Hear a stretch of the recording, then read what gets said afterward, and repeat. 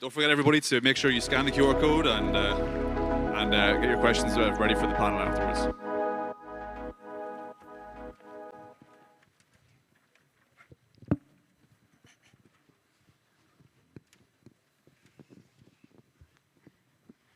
Hey everyone, welcome to our panel. So today we're going to be talking about the fixed rate flywheel, which is a concept that we've developed about how fixed rate markets can fuel variable rate markets, and this creates kind of a virtuous cycle.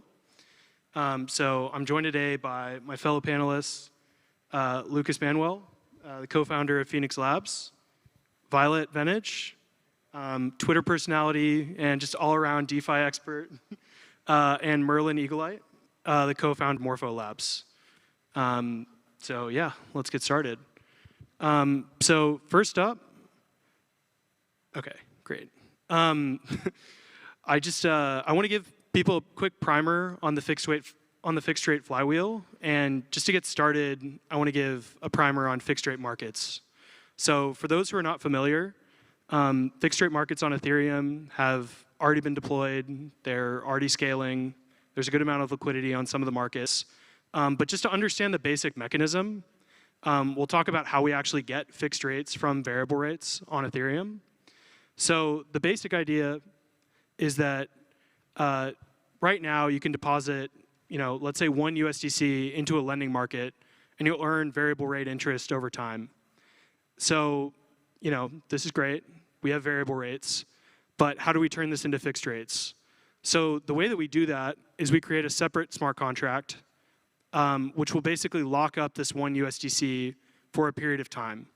So let's say that we deploy the $1 USDC into a lending market like Aave, and this is going to accrue variable interest over the course of the term.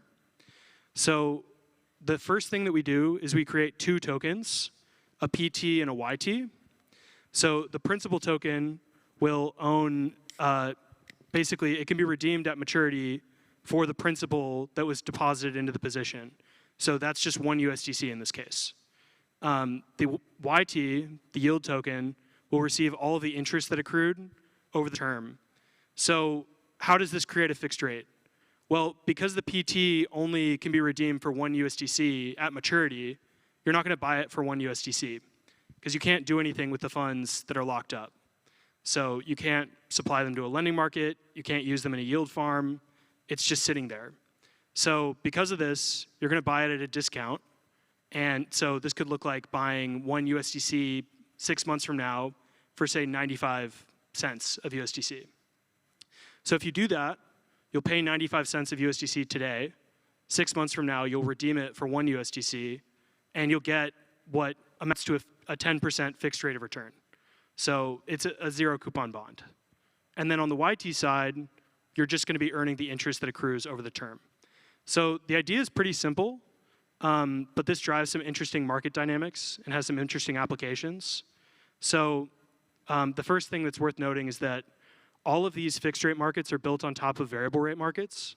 So we have a couple panelists that work at companies that are such variable rate markets, like Phoenix Labs, Spark, and Morpho. These markets power the variable rate that ultimately leads to having a healthy fixed rate market. So every dollar that's put into the fixed rate market, either invested through the PT or the YT, is immediately going into the lending market. So as we get usage on the fixed rate market, it's actually supplying liquidity to the lending market as well. So even though the fixed rate market might have very different users from the lending market, it's actually still helping to grow that variable rate lending market. And then the interesting thing is that activity on the variable rate markets can actually drive growth on the fixed rate market. So recently at DELV Tech, we built a product called Fixed Rate Borrow, which basically allows you to convert a position on Morpho into a fixed rate position. The way that this works is that you'll open a borrow position on Morpho, and then you'll buy enough YTs so that you'll earn interest over the course of your loan that will actually offset the variable rate debt cost that you're accruing on Morpho. So, as more people are using Morpho, some of them might choose to open a fixed rate loan. This will in turn drive activity to the fixed rate protocol, and every dollar that's put into the fixed rate protocol goes back into Morpho. So this is like this fixed rate flywheel that we're talking about. So now that we've kind of established what the fixed rate flywheel is and talked a little bit about fixed rate markets, we're going to get into our panel discussion. So just to start off, we're going to talk about the current fixed rate market. Okay. Yeah, so I'll start with Lucas. So Spark was built in the bear market and has achieved massive growth, like going into the bull market. How has Spark, how has Spark achieved this adoption, and what are some of the main takeaways that you have from the user side, from going to the bear market to the bull market?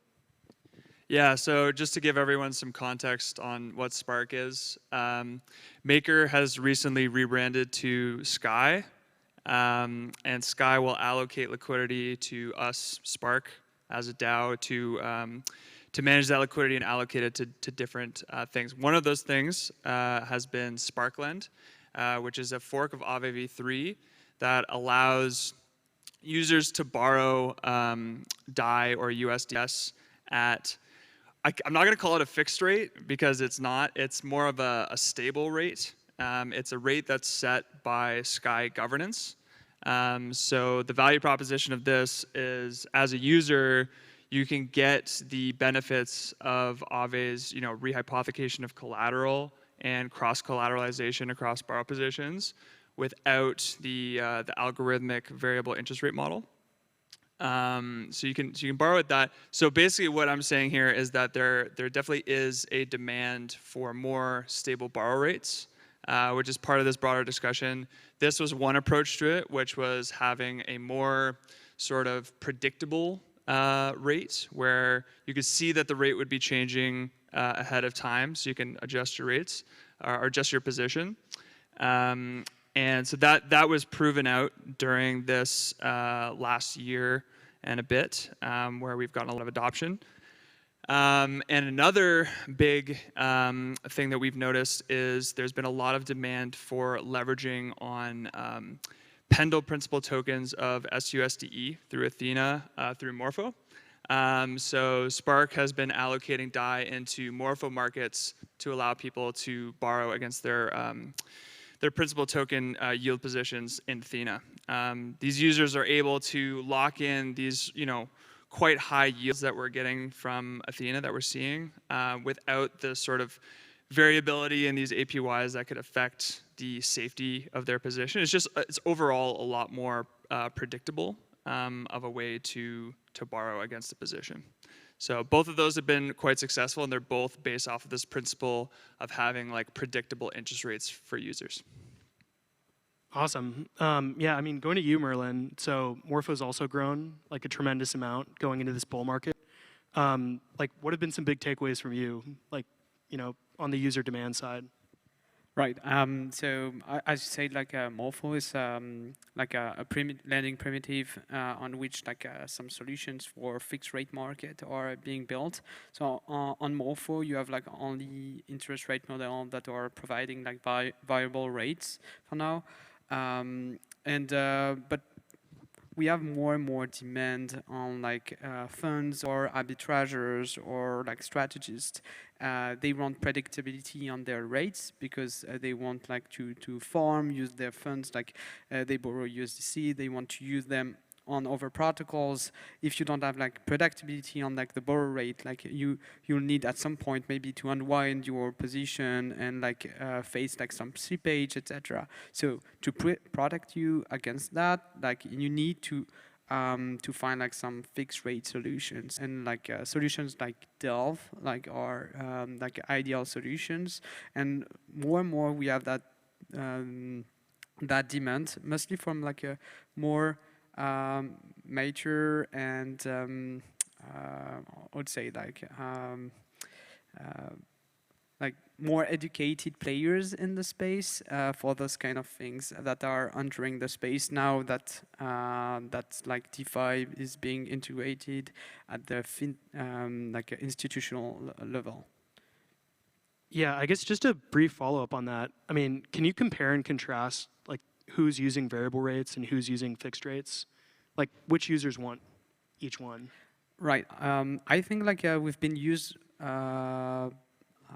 we've been used with variable rates since the beginning of DeFi because it has been like, so we had like ETHLand the beginning of Aave where you had like a fixed rate, but it was like hard to manage on chain. It was difficult. So everyone like turned to like more algorithmic interest rate model because it's much more scalable.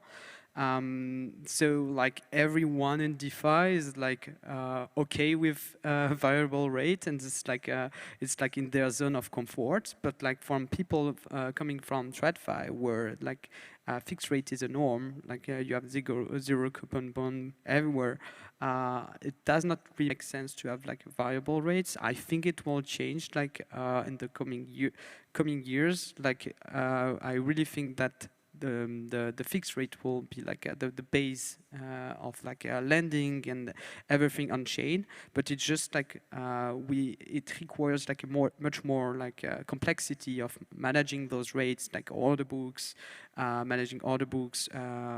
It's like we are closer to market making. Quant trading, if you really want to have like an efficient market of like of fixed rates, and we are not there yet. But having both solutions right now is like a good way to onboard like those that are asking for fixed rate, that are more coming to from the TradFi ecosystem. Yeah, that makes sense. I guess just to talk a little bit more about the degen side of things, like the kind of crypto native DeFi users. So one of the biggest use cases for fixed rate protocols of late is points trading. So we've seen Pendle achieve massive success trading points. And the reason for this is that it's really the only venue where you can do that.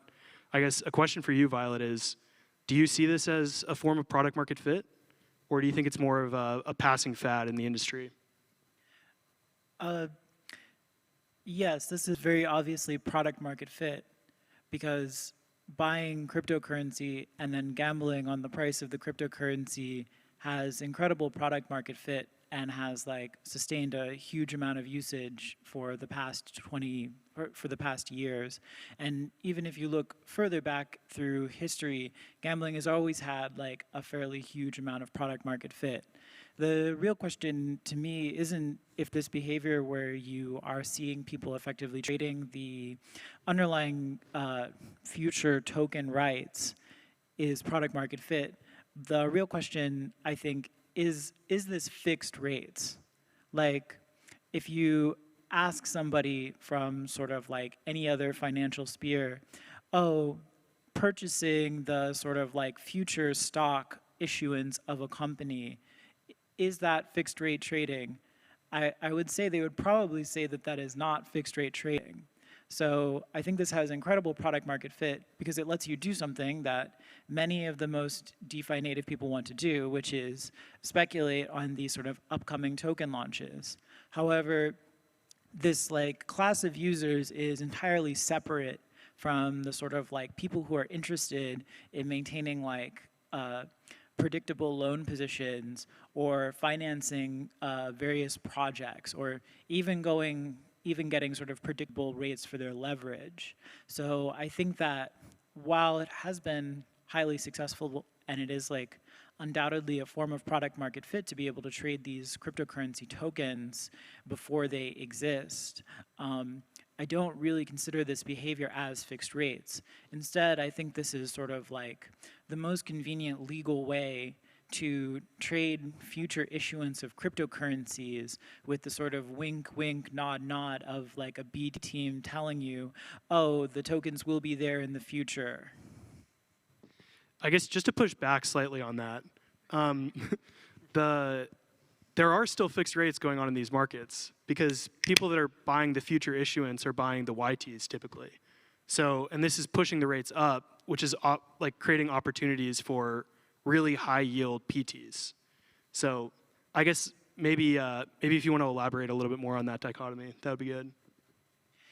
Yeah, obviously this also creates a good deal for the sort of capital providers, and it makes it sort of explicit the deal that has been sort of implicit through the history of many of the launches of DeFi protocols, which is that we will pay you a high percentage interest rate like a very high percentage interest rate in tokens, in the sort of future expected value of the cryptocurrency tokens. And normally, no protocol can ever say that to you because the lawyer would like tackle the CEO and just force them to stop speaking because this is sort of like a comically illegal thing to say to people unless the regulatory regime changes in a dramatic way for some reason. But it does produce, the product here adds legibility to the sort of market. And I don't think that people are buying high interest rate bonds because the rate is fixed, but because the interest rate is high. And this has sort of always been the reason that they put money into sort of novel DeFi products, which they expected to have sort of future issuance of tokens to give them high interest. So yes, it does create a really interesting fixed rate product, and it does de-risk the sort of like allocation of capital into sort of novel DeFi products. And this is useful for the protocols, but I don't think it displays a product market fit for bonds that are sort of fixed rate. Instead, it just displays the appetite for capital to get high interest rates from deploying to sort of high risk new DeFi protocols. Yeah, I think that's fair. And yeah, I guess going to the next section, we're going to talk a little bit more about integration and market dynamics for like more of the traditional side of things, which to Violet's point has lower rates and is used in pretty different ways. So starting with you, Violet, you've been involved in fixed rate markets since the beginning. Like, what are some things that people should be mindful of when they're managing risks in these markets? I think that there are two things that are kind of underexplored. The first is that as you have more real-world assets, many of these real-world assets, even if they pay variable or fixed rates, may not have like the expected risk profiles. In fact, there have been a recent string of defaults occurring in the Maker system in their sort of real-world asset vaults because provisioning credit is like a very challenging behavior. And I think it's sort of like the default assumption of the DeFi industry is that they will be able to sort of copy this behavior from the sort of TradFi, the traditional financial institutions. But that is like the sort of like pricing of this risk is like not actually a tremendously easy process. And many people who have tried in the DeFi space have like run into major problems, and we're seeing some defaults now. In addition to this, I think you add in like another layer of risk, which is the smart contract risk. Whenever you're shipping like 2 integrations a week for months at a time, the chances of a large issue go up. And I think that this is like a type of risk that is important to quantify because like when you're bringing these products to more institutional investors, I think this is the thing that they're the least familiar with actually, is how to quantify the sort of smart contract risk of having many integrations and having many like of these problems. And so I think those are the risks. Yeah, that makes sense. So Lucas, Spark has started to integrate with more of these fixed rate protocols. So you've been kind of trying to wrap your head around a lot of these issues. What have been some surprises for you as you're doing those integrations? Yeah, so the main integration that we've done so far is the Morpho integration with the Pendle Athena PTs. And so an interesting problem for us to solve and to iterate on has been pricing these tokens on chain. So we started with a fixed price oracle at $1, and then we would adjust the maximum loan to value parameters to basically account for that risk. We've updated those oracles recently to basically dynamically price the PTs based on how long they've existed and basically the point on the line of that discount. What is an interesting thing to think about is if the fixed rate market changes and the fixed rate increases, and for some reason a user's position goes underwater, liquidating those PTs on the open market will actually yield like a lower price because people don't want to buy that that token at that price if they can get a better opportunity with another principal token. So what's been interesting to think about is in that situation, Maker would have to purchase those PTs and essentially hold them to their duration. And so what happens there is instead of liquidating them on the open market and having that immediate liquidity, instead what's happening is Maker is holding them to maturity, still getting that yield, this value is still there, but the underlying liquidity has to be redeemed at a later date. So there is duration risk that needs to be considered when onboarding these different collateral types, these novel collateral types. So we're conservatively adjusting the risk parameters to account for these situations, making sure that we're not getting into any sort of real trouble by onboarding these. But it's definitely an interesting new primitive, and it's exciting, and I think there's a lot of additional work to be done. Yeah, that makes sense. So, I mean, Merlin, I think you're in kind of a similar position. You guys have started integrating with fixed rates, like, you know, these Pendle positions, but you're also looking at things like fixed rate borrow, which is kind of attacking this from the opposite direction. I mean, what have been some big learnings for you? And, you know, how do you deal with things like liquidations? Right. So coming back to what Lucas was saying, is like liquidating a PDT token is much more complex. First on like just like selling the token, but if you can't sell it, like you need to keep it, so that requires capital, and like not all liquidators can do that. So the pool of potential liquidators is obviously like has a constraint, and that can be like end up with bad debt if it's like if you have too high like LLTVs that do not account for those kind of issues. So it's definitely something that that needs to be taken into account by risk raters or like any people building and creating markets on top of Morpho that are using like PT tokens as collateral. On the borrower side, it's quite recent with the Hyperdrive, I mean DELV integration. We have like some requests to use that. It's quite interesting to see how will it go into during the next few months. For now, I don't think we have enough data to like say anything on that use case, but we're definitely keen to see what will happen. What has surprised me is like, so DELV is like fully on-chain systems, and there are other systems that are like kind of like doing fixed rate but off-chain and on-chain settlement. Like I'm thinking about Pwn for instance, and they are looking into integrating Morpho. And the interesting thing is like they could use the exact same market with variable rate, but end up like sharing like liquidity and together, like with Morpho, with Pwn, with DELV, and that will nourish like the Morpho's network effect, but also like the market's liquidity. So I'm curious to see how what will happen in the next few months. Yeah, me too. I guess Lucas, just to double down on that point on oracles, you know, looking a little bit ahead into the future, maybe over the course of the next like 6 months to 1 year. You know, what would you like to see on the Oracle side from fixed rate protocols?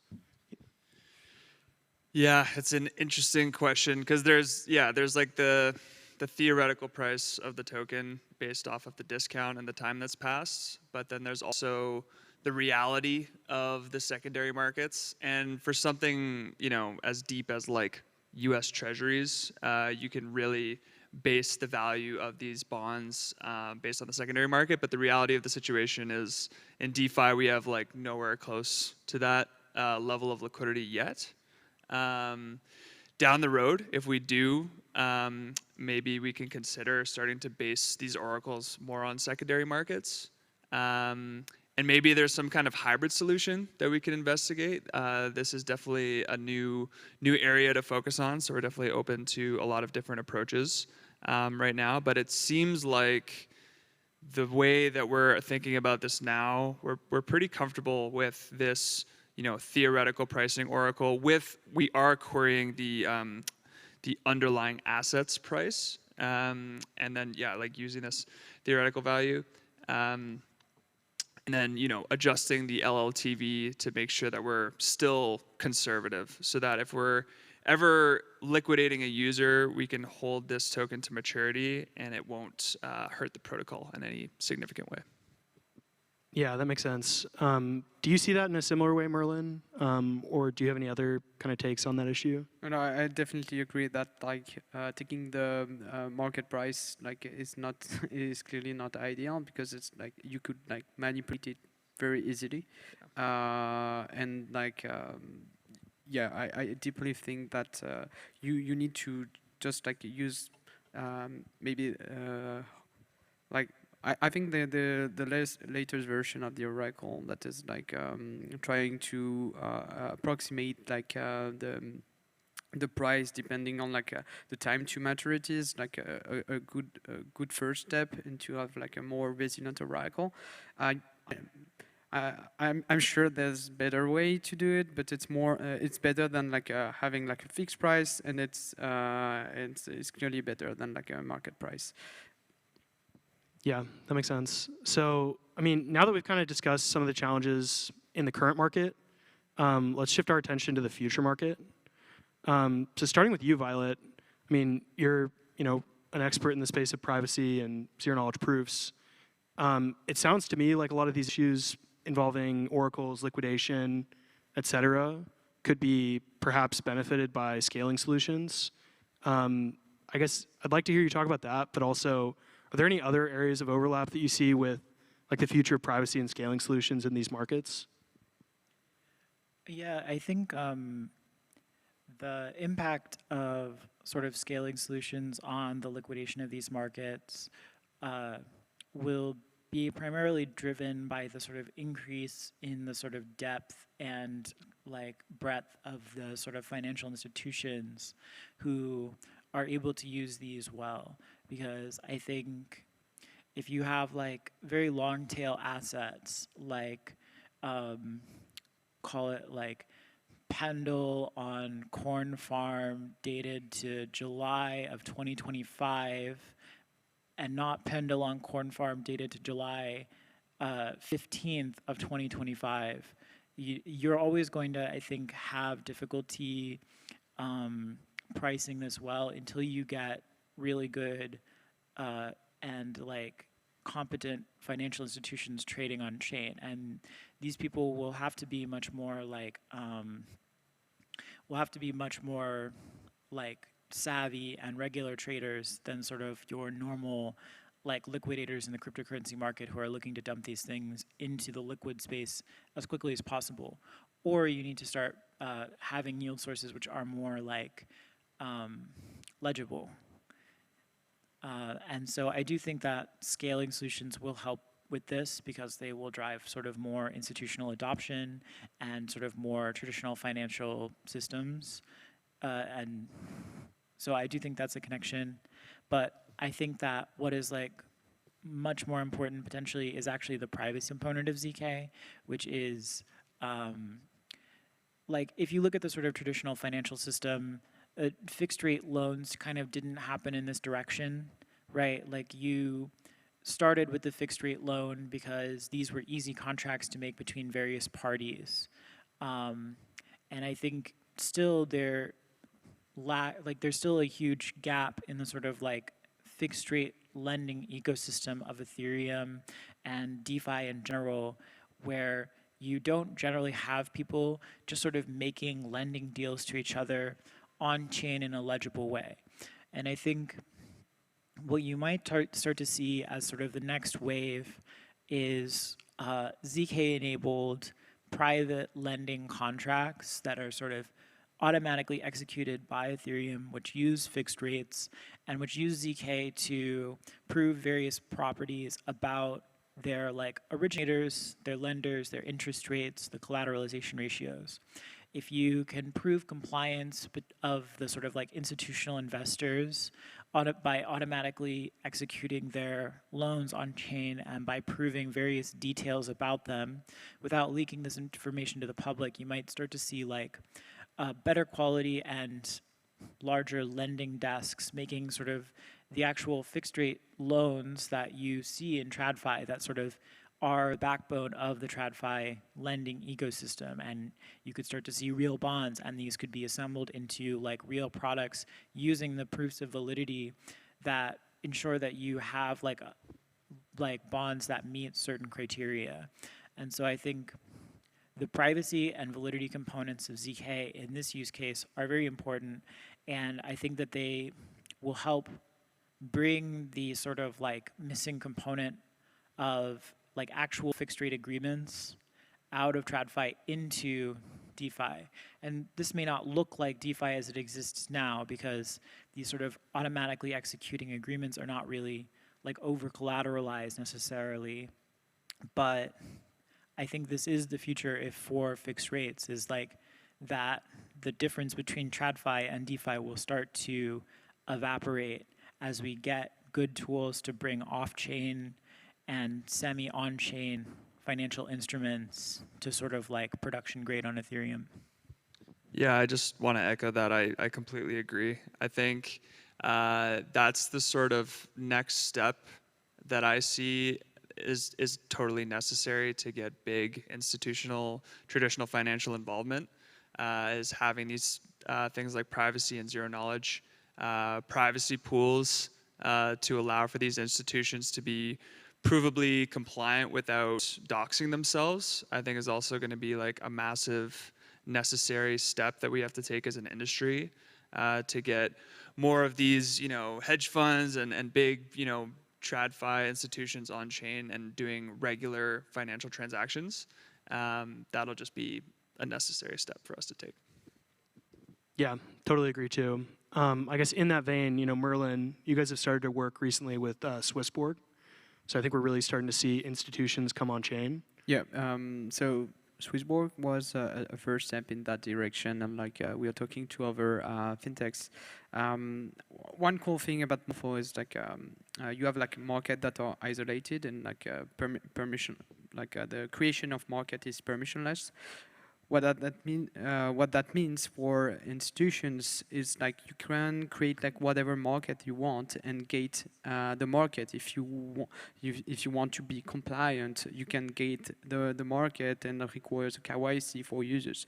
What you can do is also maybe you don't care about KYC, but you want to gate the vault that is managing your funds and and you want to have an exposure to a given basket of assets. This is and institutions because it's fully immutable and non-custodial, they own the whole stack. And I think this is very important to have this, and it's one of the most important arguments when they want to integrate a lending protocol is do we own everything from of the stack, or who are we trusting? Are we trusting a governance body, a third party, with who we are dealing with? And I think having immutable, non-upgradable governance minimized protocol solve the issue of are we owning the stack, but everything that is related to are we compliant, are we gating, etc., is using attestations and hopefully in the future ZK proof as much as possible, so that any users could prove that they've done a KYC without revealing their identity. This is already the case for KYC, but you can still track addresses, etc. It's clearly not ideal, and it's right now the experience is it's cumbersome. So not everyone is doing it. So we are talking with a lot of fintechs, and this problematic is like one of the top one that we need to solve, like as like a global ecosystem. But we're not there yet, I think. Yeah, totally agree.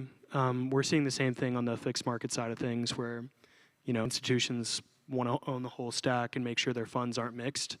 I guess, Lucas, I feel like at Spark, you guys have taken a slightly different approach, where instead of a huge institution backing you, you're working very closely with Maker. I guess what are some differences in working with large protocols instead of institutions, and how is that going to change the onboarding process? Yeah, so it's a pretty interesting situation to be partnered with Sky Maker, because with that we have a really large liquidity provider that's completely DeFi native. And so with that, it's a pretty unique opportunity to be able to evaluate all these different DeFi protocols basically just purely on their merit and their economical opportunities. We're not as held up by regulatory red tape at this point in terms of allocating funds into DeFi protocols specifically. So it is a cool opportunity. Are experiencing similar things with allocating funds into institutions, like more of our real world assets side of things, but that's sort of the other side of it. It's taking funds off chain rather than bringing them on chain. But it is a different sort of paradigm to be working with a DeFi native large LP. Yeah, that makes sense. I think we can transition a bit. So we're going to be taking some audience Q&A, but just before we get started, kind of wanted to summarize some of the panel discussion and see if anyone had any hot takes. So Violet, I think you had one. If you want to go ahead and share it. Yeah, I would say my hot take is that DeFi is going to not become, finance isn't going to become DeFi. DeFi is going to become finance. And I think in that way, you will see like many more like products that kind of do not align with the most cyberpunk definitions of like what a lending protocol should be.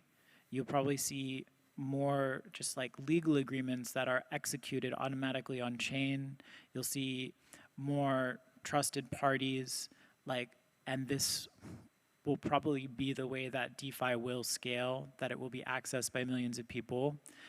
And the sort of DeFi protocols that we love, that we're passionate about, will grow much more slowly, because it will be much easier for normal people to access institutional grade DeFi than to be sort of DeFi pilled on the most cyberpunk, RAI, automated controllers, automated market makers, or with completely decentralized systems than it will be for someone to be using Maker to get a car loan. We will see DeFi become finance, not because finance will become decentralized, but instead because these tools will be used in new ways that many of us will not like very much. Yeah, I actually want to follow up on that, because I agree. I think there will definitely be a faction of DeFi that will be, for the cypherpunks, and it will be available. But I think it is exciting that we are actually moving in a direction where we're bringing real world finance on chain and using Ethereum. I think that's kind of the dream that a lot of us have, is to move the economy on chain. And one of the things that really excites me personally about Spark and Sky is the idea that with these new instruments and with this increased institutional adoption, we're able to bring back these yield opportunities to the end user really easily through savings USDS, through the Sky savings rate.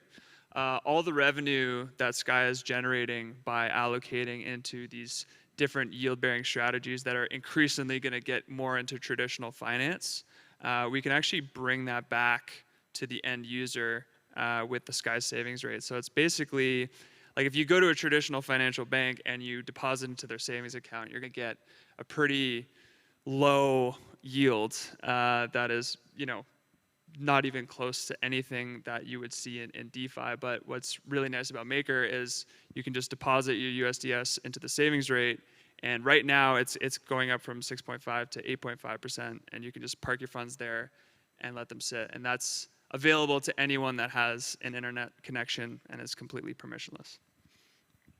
All right. Coming back to fixed rate, I think one hot take is like right now lending primitives are based on like variable rates. I think long term it will be the opposite.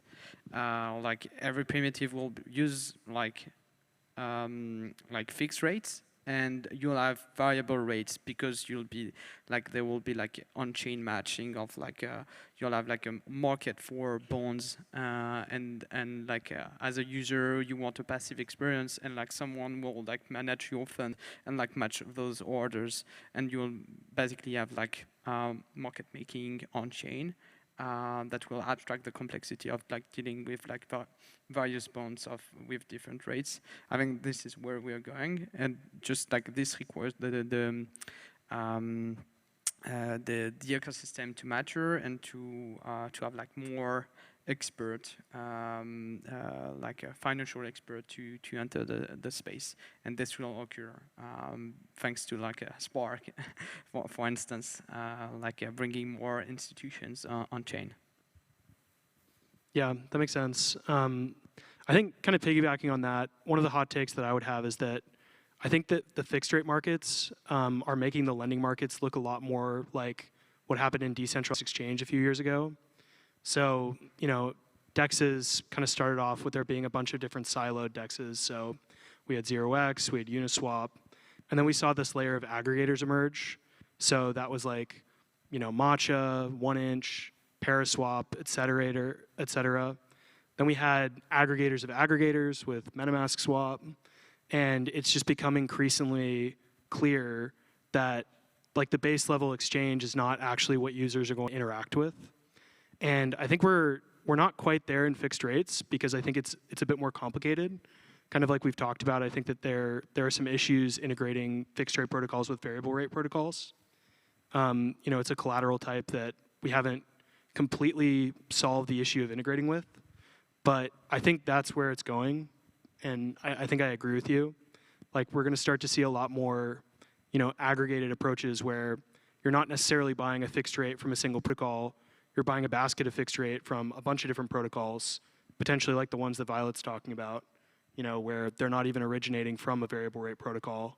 And that's going to become more of what users are interacting with, because that's like your money market, your high yield savings account, et cetera. And that's ultimately what I think institutions and even large, DeFi protocols like Maker want. But if anyone else wants to share any other thoughts, I think we have a couple minutes. Otherwise, we can move to Q&A. Cool. Q&A. Sorry. Q&A. Let's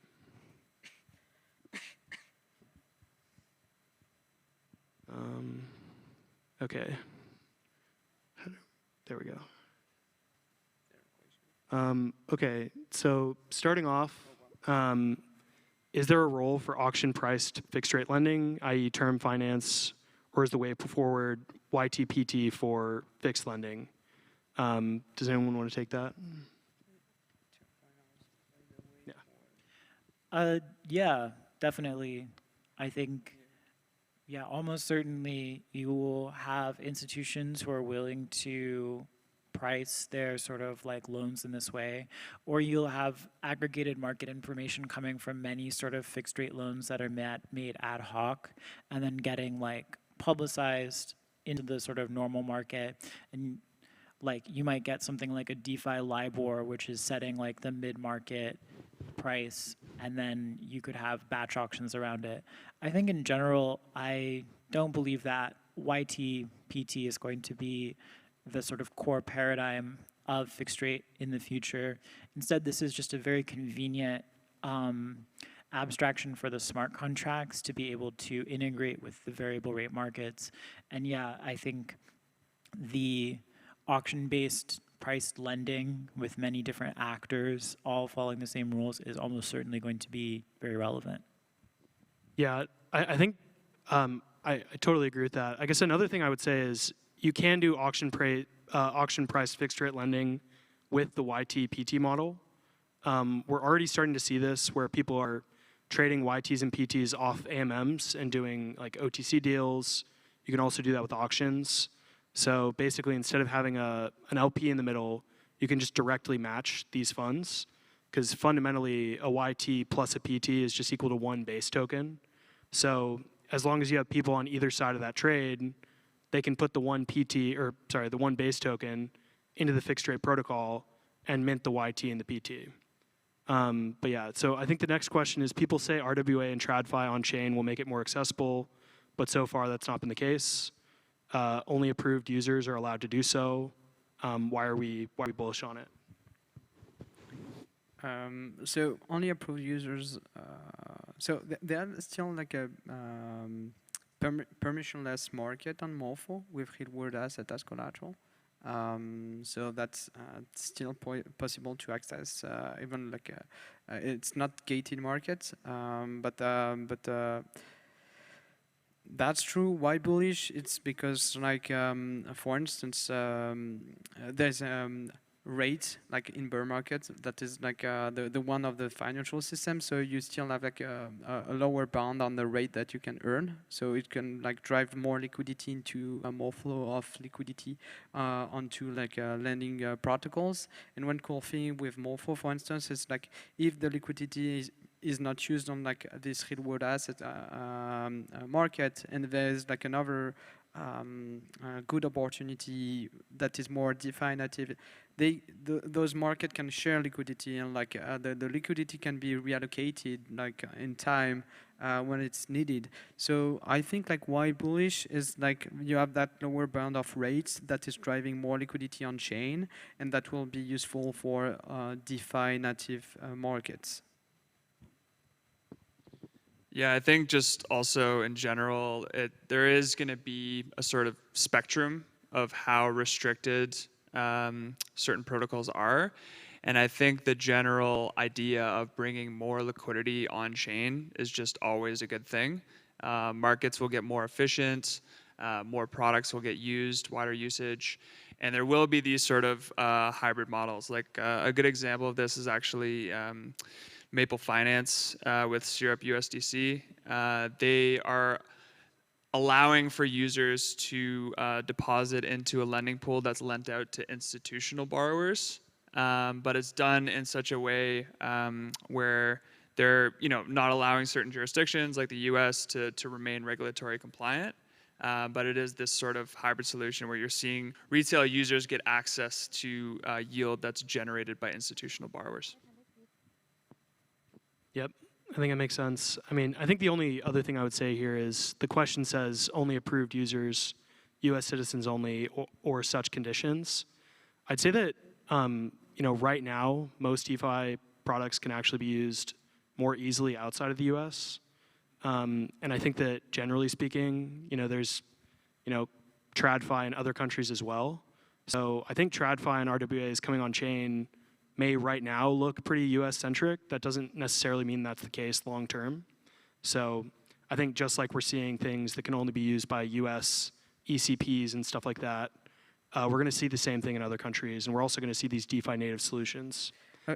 Just wanted to add something on that lower bound rates. Is like, okay, maybe the real world asset is permission, but like on the loan side, you can have like USDC or USDS that is totally like permissionless, and you can come deposit liquidity to earn an interest on this, and like kind of get exposure to that real world asset rates without like but still keeping like without requiring any KYC. I just wanted to say that. Yeah, that makes sense. So the next question is, who is the customer for fixed rate loans? Merlin, I think you already kind of answered this, but yeah. So you said it. I think like there's two types, like the degens, farming points and like bundle PT tokens as collateral and looping like crazy. And there are also like a more like TradFi institutional players that are used to fixed rate, and they want to enter the DeFi space and like do some complex strategies or things like that, or retrieve just like what they are familiar with, and they are asking for those kind of product. All right, Violet, looks like you have a question. Due to the terms and conditions of my advisorship to Wildcat Finance, I'm obligated to shill them instead. Thank you. No comment. All right. How to deal with privacy versus efficiency. A good example in TradFi is iceberg order that hides the quantity being traded but has less priority. What about double bid sealed auctions? Very good question.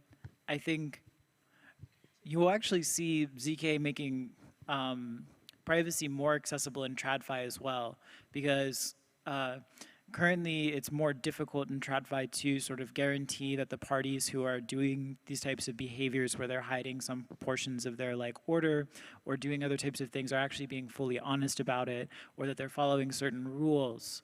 And of course you can enforce this via regulation, but this may become as a shock to people. Sometimes people don't follow regulations, and sometimes they commit fraud. And so I think it will actually be easier in TradFi. You might have TradFi applications of ZK, which are completely independent of blockchain, which bring more privacy to more types of transactions. Okay, cool. We can go to the next question. Why traditional can't offer high fixed rate yields like DeFi? Because when the cryptocurrencies go up and they pay you in cryptocurrencies, the interest rates are high. Pretty much. I just want to add, like, I deeply think you can still like get like very high rate in the TradFi ecosystem. It's just like you, as a retailer, you can't access it. And this goes back to what Lucas was saying. Is like Spark is like and like any DeFi protocols are just about like providing the good rates to end users, which is like something that is completely gated into the TradFi ecosystem. So it's just like, I think it's just hidden and you can't see it. And yeah, after like you can also have like very crazy DeFi rates that might not appear in the TradFi ecosystem, but because like you don't have like smart contract risk, and you have there perhaps less meme coins or those kind of things, because it's a bit older. Yeah, I just want to echo what Merlin was saying. I think the biggest thing is that you don't hear about these large yields as retail users in TradFi, but they are available to big institutional players, accredited investors. There's gatekeeping that happens in the traditional financial system, and through DeFi you can pass these yields back to the user more easily. But another thing on top of that is the vast efficiencies of using something like DeFi.